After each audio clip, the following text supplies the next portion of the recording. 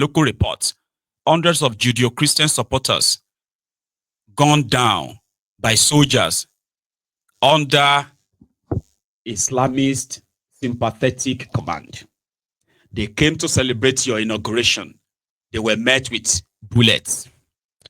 Now, the architect of these crimes, Lieutenant General Tukur Yusuf Buratai, former Chief of Army Staff, in 2021, President Buhari appointed him ambassador to Benin, granting him diplomatic immunity to evade ICC prosecution. This is state-sponsored impunity on genocidal scale. Weaponization of insecurity to demonize IPOB. Since my illegal rendition, Nigeria has, one, declared IPOB terrorist organization despite zero evidence of violence, confirmed by U.S. State Department 2021, orchestrated unknown gunmen, attacks using state-backed militias, then blamed IPOB, killed over 2,000 Igbo youth in counter-terrorism operations, Inter-Society 2021-2025 report. This is Rwanda's playbook. Create chaos, blame the victims, justify extermination. A call to you, President Trump. You said America will act. Now is the moment. I respectfully urge you, one, launch a US-led independent inquiry into state-sponsored massacres of Judeo-Christians in eastern Nigeria, with full access to mass graves, military logs, and survivor testimonies. Convene emergency congressional hearings on the Igbo Christian genocide featuring the 13th October 2022 Court of Appeal judgment discharging me, disobeyed by the government. United Nations Calamas report on Aba and Opo. Nigeria's defiance of its own constitution. Impose targeted Magnitsky Act sanction on Lieutenant General Tukur Buratai, his ambassador in Benin was. Current DSS Director Yusuf Bichi was. Southeast Military Command implicated in Obigbo. Support an internationally supervised referendum on self-determination for Igbo people. The only peaceful path to ending this cycle of violence, as affirmed by the African Charter on Human and People's Rights, Article 20. In closing, Mr. President, history will judge us by what we do when genocide knocks. You have the power to stop the second Rwandan in Africa. One tweet, one sanction, one inquiry will save millions.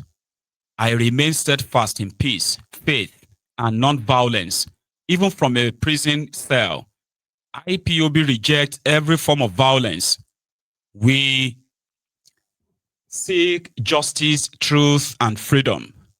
May the God of Abraham, Isaac, and Jacob, who delivered Israel from Pharaoh, grant you wisdom and courage to deliver his people once again with deepest respect and urgent hope. Mazi, Nnamdi Kanu, leader, indigenous people of Biafra, IPOB. That was Nnamdi Kanu's letter to Trump. And I bet it's probably already delivered.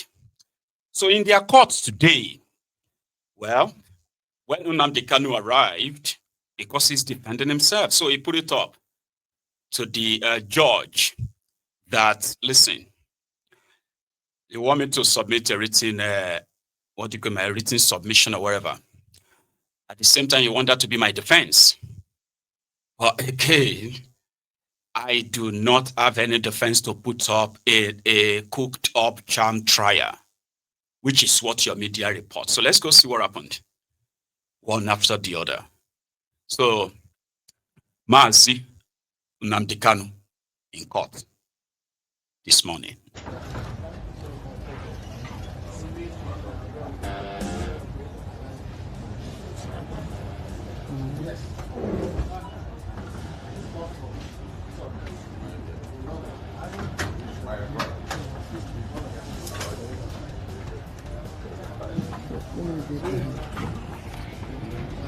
Excuse me.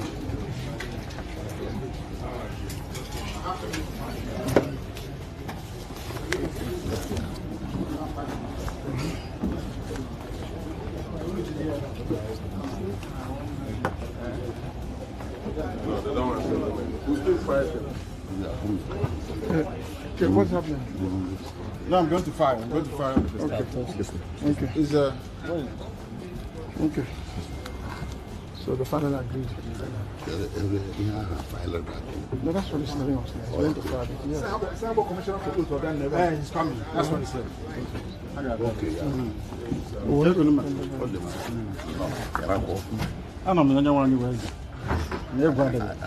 Young man, Very wonderful.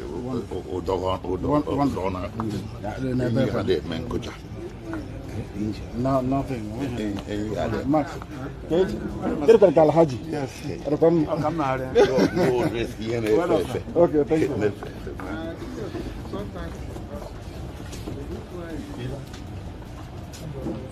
Judge.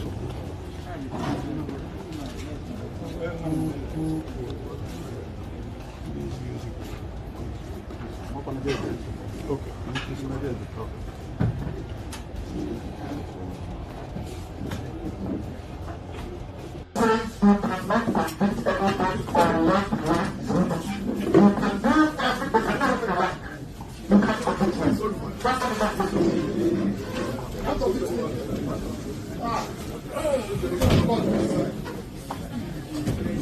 Do something, you will do it. And you're just sitting confusion. And you wonder why God cost you this. Useless black man. You don't know what justice means. You have no idea what justice means. You don't know what justice means. Useless black African people. You don't know the meaning of justice. Your constitution says you cannot try anybody unless the law is written. Show me the written law. Show me the written law. I want to know the written law. Don't touch me now. Show me the written law. Are you okay? Don't go close. Don't try that rubbish. Don't try it. Don't try it. Go ahead and say Don't try that rubbish. what they say. Don't try that rubbish. Useless people. You don't know law. You don't know law. Your own constitution you don't respect. Supreme Court judgment you don't respect. Then why are we in a court of law? Why are we in a court of law, I ask? Nonsense. You think Britain can ask you to jail me and you jail me? You are dreaming. You are dreaming. I'm telling you that you are dreaming. Nonsense. You don't know law. You don't know law. Your own constitution you don't respect. Supreme Court judgment you don't respect. Then why are we in a court of law? Why are we in a court of law, I ask? Nonsense. You think Britain can ask you to jail me and you jail me? You are dreaming. You are dreaming. It's not a written law. You cannot. You cannot. You can't convict me. Are you saying? It's not possible. I'm Nnamdi Kanu. Who's going to try it? Nobody can. They've not killed them dead to the person.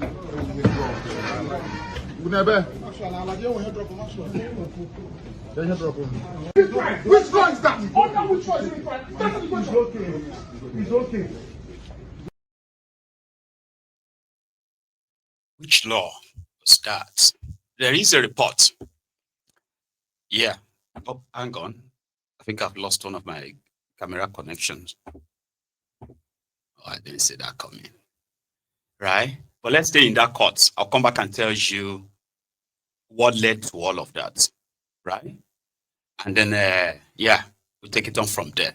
First, from outside the court. Your constitution says you cannot try anybody unless the law is written. Show me the written law. Show me the written law. Don't try it. Don't try it. Don't try rubbish. Don't try rubbish. Useless people. Sorry, I think I've fixed it.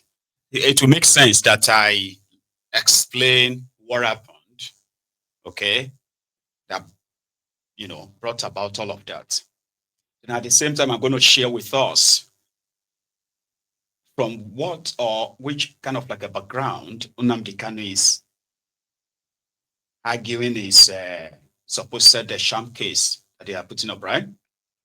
So here is what happened.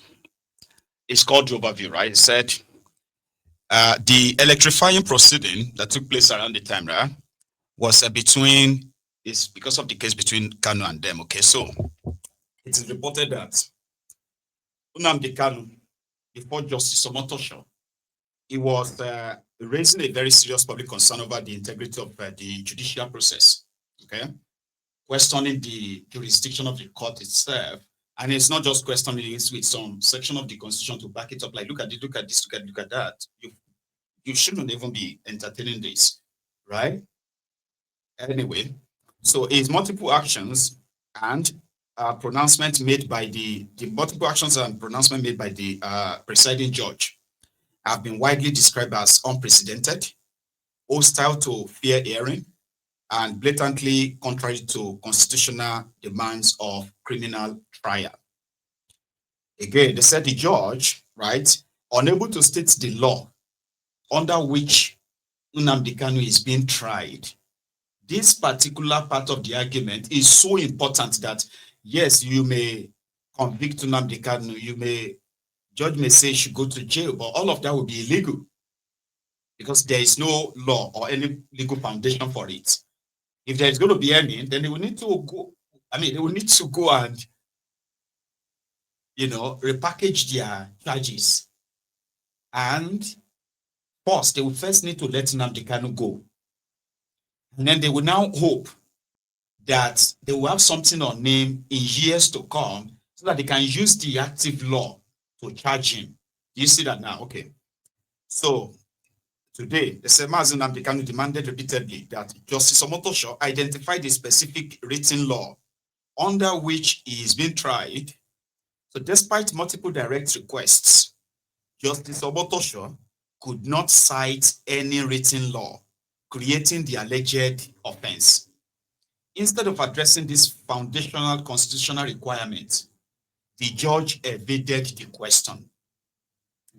For the avoidance of doubt, right? So section 3612 of the Constitution, right, as amended, provides that a person shall not be convicted of a criminal offense unless that offense is defined and the penalty therefore is prescribed in a written law. So when you charge somebody, you will need to tell them under which law you are charging them. You are also going to show it to them and say, listen, if you are guilty, if you're found guilty of this offense, this criminal offense, this is what the law says will happen to you. Now, that's the foundation of any criminal case. Or if you are just saying you are trying somebody for treason and the entire factor that you are building your case on are completely illegal, no foundation, so to say. So it's a pure waste of time. So yeah, said the judge still failed to acknowledge the use of a repealed law. How can you be using a repealed law? A repealed law is a law that they no longer uses anymore. It's like gone. A new one has replaced it. Okay? You cannot still build a case and be quoting your old law that you want to convict somebody on that. It doesn't make sense. It's a very simple thing. But it is Nigeria. They said, oh, he should just follow through. He should go and just put up a defense. He's not saying he won't put up a defense. If I get to see, you accuse me of this, these are the allegations, the charges. Fine. Now I need to know which law you build all these charges on, because if I am guilty of all these charges, you will convict me, Abi. So I need to see that law and what that law says. Because it is through that law that you will now relate and say, see, what you said I did plus this law, how did they relate? That is what law is all about. But he kept telling them that they have no idea of what the law. So between himself and the judge, they said rather than taking judicial notice, something every judge is bound to do under the Evidence Act, Justice Omotosho sidestepped the issue. The court refused to acknowledge that no one can be tried under a repealed statute, a position anchored in Nigerian and international law. Is that not straightforward enough? No? Okay, continue. So Omotosho blogs the final written addresses. Remember, he's been asking Mazi Nnamdi Kanu to put all of his talks in writing and submit that as his own submission. Then he's going to give his judgment. If Nnamdi Kanu is not going to respond to what DSS presented, so fine. But I need you to put all these things you are saying, put them in writing and submit them. Today, Omotosho didn't want to take any written submission anymore. Because in that written submission, Nnamdi Kanu would have to quote all those things there, even though all those things already exist in the court documents. There's another fight too that Nnamdi Kanu is saying, most of the things you want to ask from me, they are already in your court files. And by your law, you are supposed to provide them and bring them out. So I'm not going to provide anything. And if you want me to put up a defense, which is maybe I'm going to present new evidence or anything, Abi, to defend myself, show me the law. It shouldn't be a law that no longer exists. Is that hard? Listen, is that something that is hard for people to decipher?